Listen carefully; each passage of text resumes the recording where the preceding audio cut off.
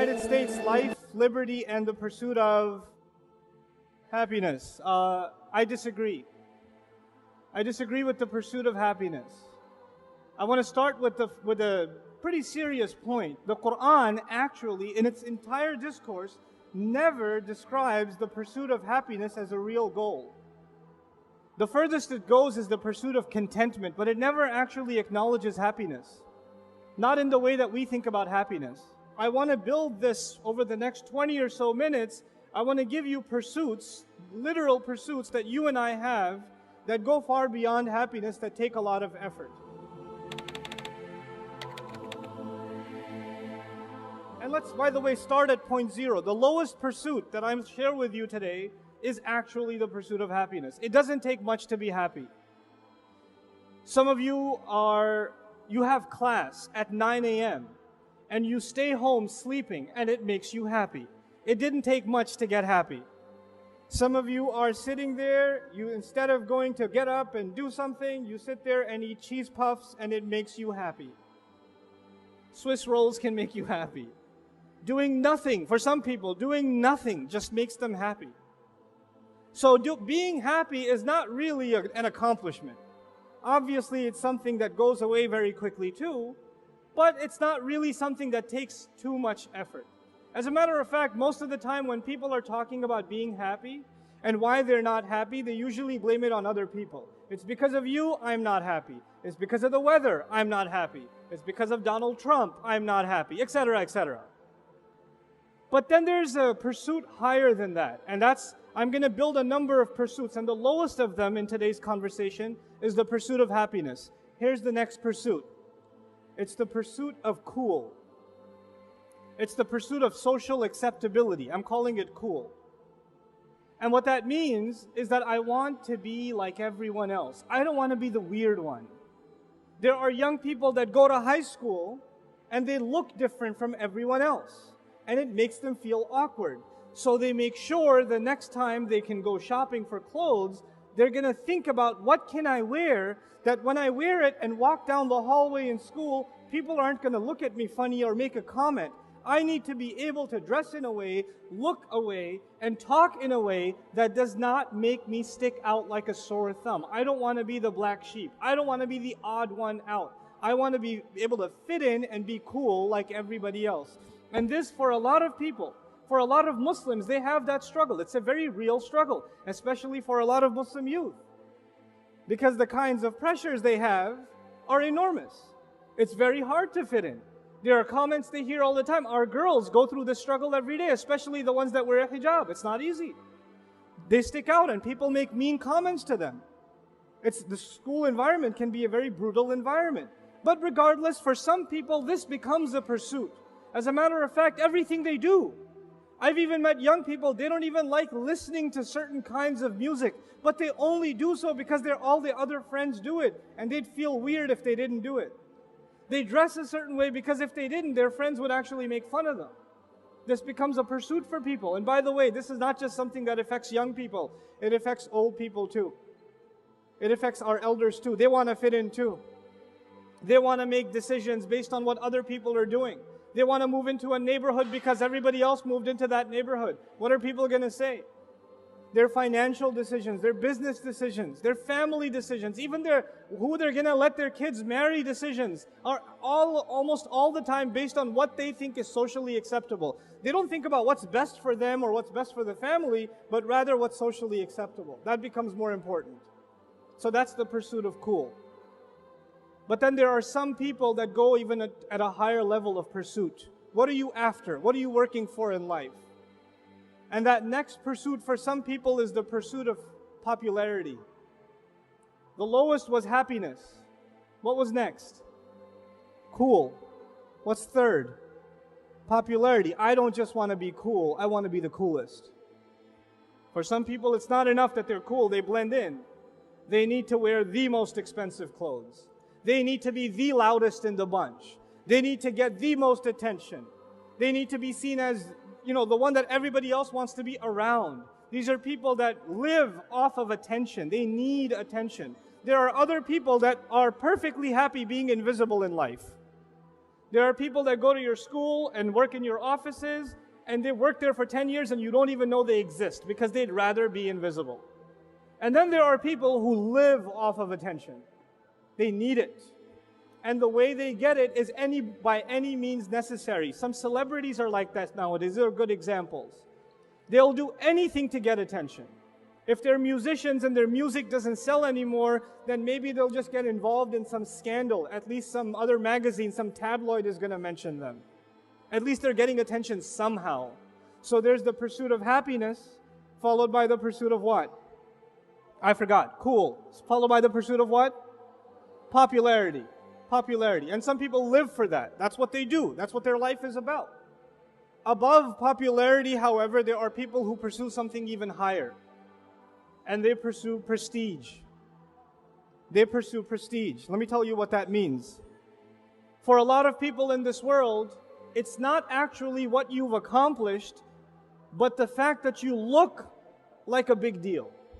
The fact that you're associated with a big deal. So the brand of clothes you wear is more important than the intelligence you have. The words you have to say, the work you've actually done. The kind of car you drive becomes really important. So for some of you whose families are not doing so well financially, and your dad drives a 1988 Buick something, you'd rather be dropped off 4 blocks before your school. Because you can't be associated with a beater. If it was a BMW, if it was a Mercedes, if it was, it was something worth showing off, then you'd be dropped off at the front of the school. There are people who love telling you which college they go to. By the way, I'm asking for directions to the airport. The guy says, by the way, I went to Harvard. Thanks, but where's the airport? You feel the need to let people know that your self-worth has now increased in some way because your name is associated with Harvard. Your clothes, your body is associated with brand name clothes. Something. And for some people, it's actually who they've met, who they've affiliated with. You know who I met? You know who I have a selfie with? It's not actually about you, it's about these associations. You could go to Harvard and be failing all of your classes, but you still get to say, I go to Harvard. You could say that. But at least it looks good on paper. Prestige. And for a lot of people, their entire life is about the image of prestige. That's all it is. That's all they work for. I'm going to start from scratch again. What was the lowest pursuit? Happiness. What was above that? Cool. What was the third? Popularity. And above it is what? Prestige. Some of you, your parents have ingrained in you that you must graduate out of med school because unless you're a doctor, you will have no prestige in society. Nobody will want to marry you. And until you do this, you will have absolutely no prestige. Some of you are working and you rent an apartment and your parents are saying until you buy a house in a mortgage that is far beyond anything you can make economic sense of, until you own a house, you have no prestige. Anybody who has any respect owns a house at least. And out of prestige, people put themselves in social difficulty, psychological difficulty, economic difficulty, spiritual difficulty. Just out of prestige. But then there are people who pursue even higher. We've made a list of quite a few things, but we're going to keep going. There are people whose lives are dedicated beyond prestige to one thing and one thing only. الَّذِي جَمَعَ مَالًا وَعَدَّدَ. Money. They don't care about prestige. They don't care about looking cool. They don't care about being popular. They don't care about happiness. They don't care about anything. All they care about is what? Money. And these people are good at making money. They wear smelly, dirty t-shirts. They look like they're homeless, but they're making 30 grand a day. They know how to make money. And they're driving like the ugliest car. They don't spend it on anything. If you look at them, if you met them, you would not know that they are worth millions of dollars, but they are. Because these people are focused. They know that that happiness or cool or popularity or prestige isn't worth it. The real deal is how you make money. And these people are smart and they work hard. They work hard. These are rigorous people. They know how to get the job done. They know how to make that money. They live a miserable life too, by the way. Because they spend all of that energy, and they have a God-given gift. Maybe they're entrepreneurs or they're really good at their career and they know how to get those promotions. They exhaust every bit of their energy in this direction, and they leave behind a family that's been abandoned. They don't have much in terms of friends. They don't really even take care of their own health. They are miserable in every other aspect of life. The only time you see them come alive is when there's talk about the business, when there's talk about the next investment, when there's talk about moving the career further. That's all they pursue. So that's money. I forgot the list. What was the first one? Happiness. Then cool. Then popularity. Then prestige. And on top of that one, money. And then there are people, and by the way, as I go up, it takes more effort, if you notice. Happiness, eat a banana and be happy. It doesn't take no effort. Being cool requires a little more effort. You want to get popular, you got to do some stuff. You got to make some more effort. You want to get prestige, it's going to cost you. You want to get to make money, you're going to put a lot of work in. You understand? As we go higher up, it takes more and more grit, more and more work, more and more effort on your part. Now the pursuit above that is actually pretty amazing. It's the pursuit of excellence. It's the pursuit of excellence. There are people among the audience here that are wired that way. They don't care about money or anything else I just mentioned. All they care about is being number one. They don't want to just pass the class. They want to be the highest grade. They don't want to graduate. They want to be the valedictorian. They don't want to be the basketball player that made the team. They want to be the MVP. And these people are never satisfied. They're never satisfied. They could get 100 on every exam and they're still like, I need to do more. I'm not doing enough. They could be winning they could be an athlete and they are ahead of their entire team. They've broken every record and they still don't take a rest because they're constantly fighting not against an opponent, but against themselves. They're constantly looking to say to themselves, I haven't done enough. I haven't pushed enough. I haven't gone far enough. And these are some incredible people in the world. These are people, you'll find these people athletes. You'll find them, some of these are entrepreneurs and scientists. Some of these people are researchers. Some of these people are activists, community activists. But they have one thing in common. This grit. They're constantly pushing themselves further. They're not like, if they were in a race and they were ahead of everybody else by 100 feet, they wouldn't slow down. They wouldn't say, well, at least I'm winning. No, I've got to beat my own record. That's how these people think. They are in pursuit of what? Excellence. And these are very few people in the world. Most of us, when we get to a passing grade, we're like,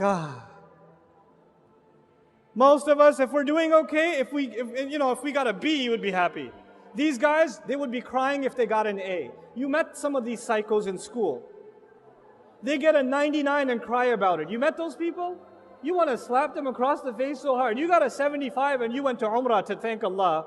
But these people got a 99 and they're like, how did I make that 1 point mistake? And then they're arguing with the teacher for extra credit and you just want to run them over after the school day is done.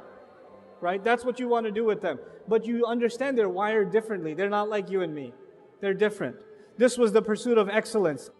There are people that aren't, even being excellent isn't enough, because excellence is actually just about yourself. That's still just about yourself. You want to be better than anybody else and yourself. You want to crush your own record. It's still focused on you. Then there are people that say life is bigger than just aspirations that I have for myself. I want to change the world in some way. I want to leave an impact on this planet. I want to make my neighborhood a better place, my school a better place, my government a better institution, my country a better nation. I want to help children around the world. I want to help this industry or that industry. I don't just want to be the top engineer. I want to be the top engineer that develops, clean water programs and invents things that are going to help villages across the world that have a clean water problem. I don't just want to be a doctor. I want to create solutions that can provide medical support to places and people who can't afford it. I want to change the world for the better. I lose sleep over this all the time. And they, by the way, they have the drive for excellence already. But that excellence is not for themselves.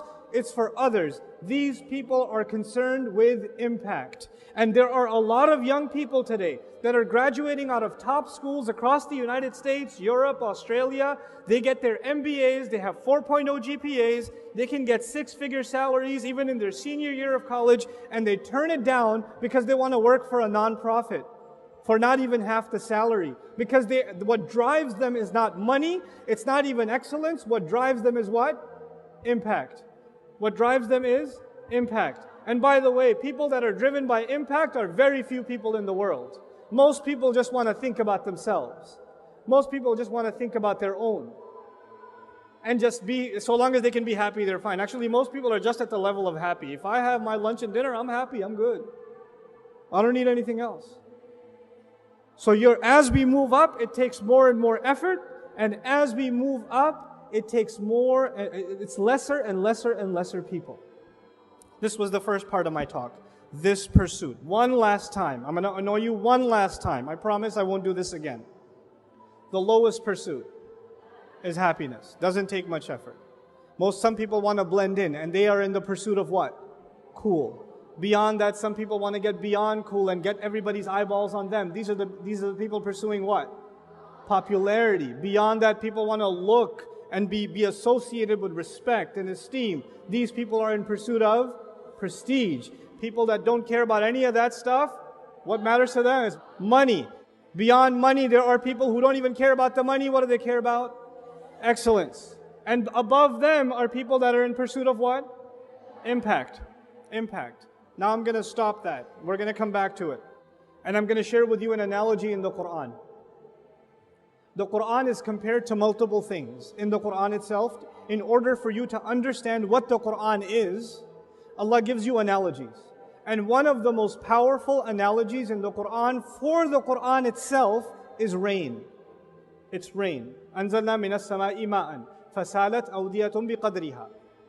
Allah sends water from the sky. And the simple parallel is that Allah sent the Qur'an from the sky just like He sends water from the sky. The water that comes from the sky gives life to the earth, the dead earth. Just like the Qur'an that came down gave life to dead hearts. It brings the hearts back to life. So the parallel is very simple. The Qur'an is compared to what? To rain, okay? Now, let's think about rain deeply a little bit in the way Allah describes it, because when Allah is describing rain and the effect of rain, what He's also talking about is the Qur'an and the effect of the Qur'an. That parallel, once you understand it, then you'll understand that every time Allah is talking about water and what water does, He's actually also talking about the Qur'an and what the Qur'an does, what revelation does. Now, one of the descriptions of rain is that it produces vegetation, it produces life. But it doesn't produce the same kind of life. It's the same water that falls all over the earth, but the kinds of fruits and the kinds of trees, the kinds of flowers, the kinds of grass, the kinds of vegetation and shrubs that come out of the earth are all very diverse. All very diverse. As a matter of fact, even the fruits that look the same. Maybe there's an orange tree here, and there's an orange tree somewhere in Southeast Asia. The orange is going to taste different, isn't it? It's not going to be the same. So even though the water is the same, what it produces in fruits and benefits and life is actually very, very, very diverse, isn't it? This is important to understand because the Qur'an is one and the same. The Qur'an is one and the same. But the way it inspires you, and what it inspires you to do, and the good that will come out of you, the way that you're going to blossom and bloom, the fruits that you're going to produce are not like the person sitting next to you. I am standing up here on stage and I've got this mic in front of me and this is what I am capable of doing. But that does not mean that that is the capability Allah gave you. Perhaps you are a different kind of tree, a different kind of shrub, a different kind of plant. There is not one thing to do for Islam. There are countless numbers of things to do for Islam. The earth, all of the earth needs water. And all of it will produce vegetation. And all of that vegetation and all of that produce has its own purpose. Think about that and understand that every one of you has unique potential. And your life is going to be a life, if you understand the analogy of the Qur'an, plants have an impact, don't they? Plants have a positive impact on their environment. Not only are they releasing oxygen, they're also providing food for the environment around them. They're sustaining the entire ecosystem, aren't they? So they are fed by the water, and now they are the means by which the earth is fed. We are fed by revelation, and we are going to be the means by which the world will be a better place. The world will be fed, and it won't be fed in one way. You guys, each one of you, have unique talents, unique creativities, unique potential. Not only is it your job to discover that, but then it becomes your job incumbent upon you, inspired by the Qur'an, that you are not a pursuer of happiness, nor a pursuer of cool, nor popularity, nor prestige, nor money, nor excellence. You are going to be in pursuit of impact, inspired by the word of Allah. And by the way, excellence is a byproduct. It will come anyway if you're properly inspired.